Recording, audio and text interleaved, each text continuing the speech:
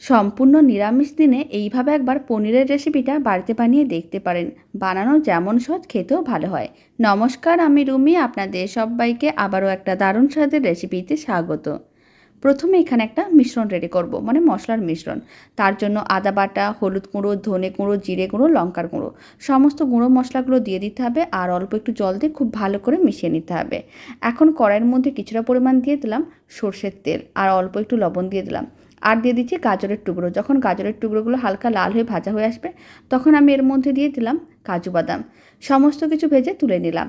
তারপরে কড়াইয়ের মধ্যে মশলার মিশ্রণটা দিয়ে দিতে হবে। তারপর ভালো করে মশলাটা কষিয়ে নিতে হবে। আর চারমগজ বাটা দিয়ে দিলাম।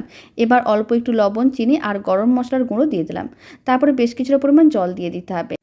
তারপর ভালো করে মিশিয়ে পনিরগুলো দিয়ে এখন আমি ভেজে রাখা গাজর আর দিয়ে দিচ্ছি কাজু বাদাম। এখন 3টে কাঁচা লঙ্কা, অল্প একটু ঘি ভালো করে মিশিয়ে 5 মিনিটের মতন রান্না করে